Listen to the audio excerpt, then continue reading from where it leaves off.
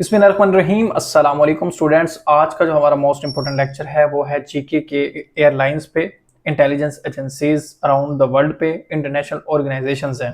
ये सारी चीज़ें मैं आपको जो है वो रिपीट करा देता हूँ, जो कि बहुत बहुत आप मोस्ट इंपॉर्टेंट हैं, जो कि हर एग्ज़ाम में, आपके कम्पिटिटिव एग्जाम में एक एयरलाइंस के बारे में, एक एजेंसी या तकरीबन दो तीन एजेंसियों के बारे में भी पूछा जाता है, दो तीन एयरलाइंस के बारे में पूछा जाता है, दो तीन इंटरनेशनल ऑर्गेनाइजेशन ज़रूर डिस्कस की जाती हैं हर पेपर में। ये नहीं कि सिर्फ एक एग्जाम में कुछ स्पेसिफिक है, हर पेपर के अंदर जो है ये स्पेसिफिक जो है वो पूछी जाती हैं। तो सबसे पहले मैं रिवाइज करवा देता हूँ आपको। अगर आप देख सकते हैं तो सबसे पहले नोट करें सिंगापुर एयरलाइंस को। सिंगापुर एयरलाइन है, ठीक है। सिंगापुर की एयरलाइन का नाम क्या है? सिंगापुर कंट्री का नाम है, उसकी एयरलाइन भी सिंगापुर एयरलाइंस है।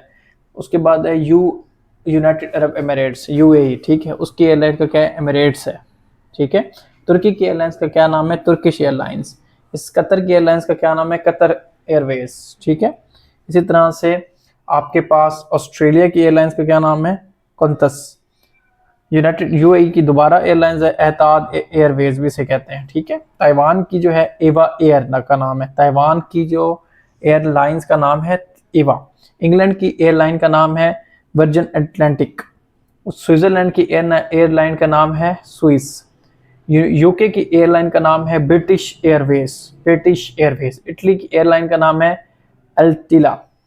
फिनलैंड की एयरलाइन का नाम है फीनर, ठीक है। बहरीन की एयरलाइन का नाम है गल्फ एयर। सर्बिया की एयरलाइन का नाम है जेट एयरवेज। स्विट्जरलैंड की एयरलाइन का नाम है स्विसर।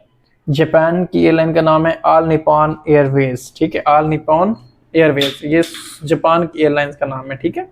ये सारी एयरलाइंस जो कि मैंने आपके साथ जो है वो डिस्कस कर ली हैं, इन तमाम एयरलाइंस के नाम और इनके आपको पता होना चाहिए। इसके साथ साथ आपने जो मैं आपको टास्क दे रहा हूँ, उस टास्क में आपने क्या चीज़ नोट करनी है खुद से, पाकिस्तान की एयरलाइंस के बारे में आपने जो है ये सारे खुद से ही आपने सर्च करनी है गूगल से कि पाकिस्तान की एयरलाइंस कौन कौन सी थी, पुरानी कौन सी, जिससे अब पीआई है, ओरिएंटेड है, ठीक है।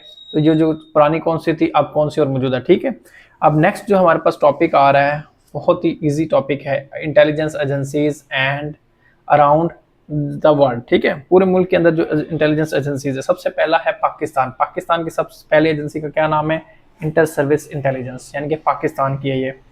यूएसए की सीआईए है, सेंट्रल इंटेलिजेंस एजेंसी है।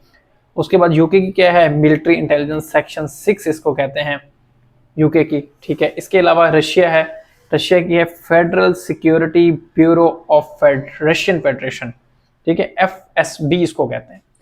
जर्मनी की है, जर्मनी की BND कहते हैं इसको। इसका नाम ही खुद पता नहीं क्या लिखा हुआ इसने, बंडेश नाट्रिडेंटिस्ट, ये पूरा जो है ना नाम इसने लिखा हुआ है, लेकिन आपने BND के नाम से याद रखना है, ठीक है स्टूडेंट्स।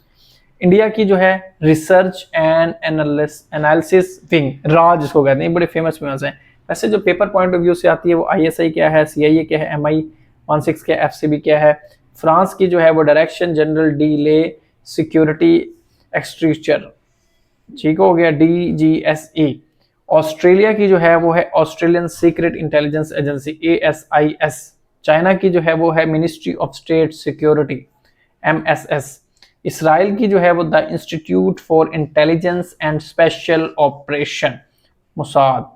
ये बहुत मोस्ट रिपीटेड है और ये पूछा भी जाता है कि जो इसराइल की है वो कौन सी है। इसके अलावा अब आ जाते हैं हम इंटरनेशनल ऑर्गेनाइजेशंस पे। तो इंटरनेशनल ऑर्गेनाइजेशन को हम डिस्कस कर लेते हैं, बहुत बहुत बहुत इंपॉर्टेंट है, बहुत इंपॉर्टेंट जिसको कहते हैं। इंटरनेशनल ऑर्गेनाइजेशन की अगर हम बात करें तो सबसे पहले है ILO जो है वो इंटरनेशनल लेबर ऑर्गेनाइजेशन है, ठीक है। इसका जिसको कहा ये 1999 के अंदर जो है वो, इसको आपने फाउंडेड भी इसके आपने नोट करने हैं कि इनको कब जो है वो बनाया गया था। जनीवा के अंदर जो है वो इनका हेडक्वार्टर है। इंटरनेशनल एटॉमिक एनर्जी एजेंसी जो है वो वियना के अंदर है। फूड जो है एग्रीकल्चर ऑर्गेनाइजेशन का रोम के अंदर हेडक्वार्टर है। United Nation education scientific and culture organisation UNESCO Paris के अंदर है। ये बहुत रिपीटेड MCQs है, ये आपने याद रखना है, ठीक है। WHO का जिनीवा के अंदर है। WMO का भी जिनीवा के अंदर है। World Health Organisation, World meteorological Organisation, UNICEF United International Children energy fund New York के अंदर है। GATT general agreement on traffics and trade, ये भी जिनीवा के अंदर इसका जो है वो हेडक्वार्टर है। नेक्स्ट हम देख लेते हैं और कौन कौन सी हैं। नेक्स्ट हमारे पास जो आ रही हैं वो है WTO यानी कि वर्ल्ड ट्रेड ऑर्गेनाइजेशन है। उसके बाद है United Nation Development Programme, New York के अंदर है, ठीक है। उसके बाद है United Nation High Commissioner for refuge, UNHCR, ये क्या, ये भी जिनीवा के अंदर है। United Nation Environment Programme most important है, नैरोबी। यूरोपियन यूनियन जो है वो ब्रसेल्स के अंदर है, EU, ये सबसे पहले होती थी UN से, पहले यूरोपियन यूनियन ही बनी थी। ऑर्गेनाइजेशन ऑफ इस्लामिक कॉरपोरेशन जिद्दा के अंदर है। नॉन अलाइंड मूवमेंट जो है वो न्यूयॉर्क के अंदर है। South Asia Association for Regional corporation Kathmandu के अंदर है।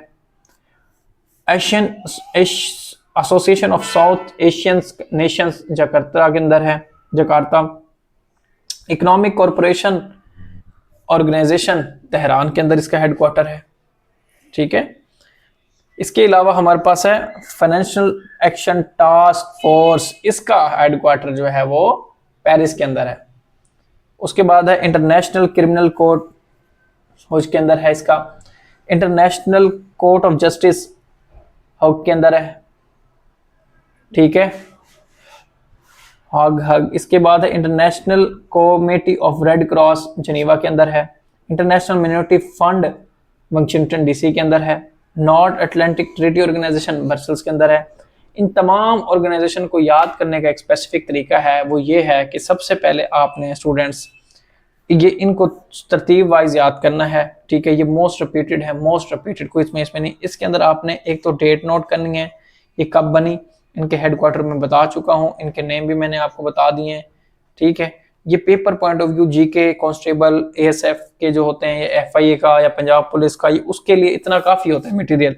अगर आप जो है वो ज़्यादा की तरफ जाएंगे, डीपली स्टडी की तरफ जाएंगे, तो वो डीप स्टडी काउंट होती है, तो वो उसका इससे कोई लेना देना नहीं है। तो ये आपने जहन में रखनी है चीज़ें। जो चीज़ें आपको मैं करवा रहा हूँ, ये मैं बता भी रहा हूँ, ये जस्ट और जस्ट जो है वो लैट के बच्चे जो एग्ज़ाम देते हैं उनके लिए है, एंट्री टेस्ट के लिए है। इसके अलावा जो है वो और इसमें इसका और कोई इतना ज़्यादा वो नहीं है कि आप इसको डीप पढ़ें। जब डीप पढ़ाऊंगा और मैंने इसके ऊपर एक साल ऑर्गेनाइजेशन पे 3 घंटे का एक पूरा लेक्चर है वो दूंगा, तो उसमें मैं आपको बता दूंगा कि कौन सा क्या पैटर्न इसमें इस्तेमाल किया जाता है। चलिए इंशाल्लाह आप इस चैनल पे रहें, आपके साथ तमाम इंफॉर्मेशन जॉब्स के रेलेवेंट शेयर की जाती है। आप इस चैनल को सब्सक्राइब भी करें और फेसबुक पेज को फॉलो कर लें ताकि न्यू आने वाले लेटेस्ट वीडियो का नोटिफिकेशन आसानी आपको मिल सके।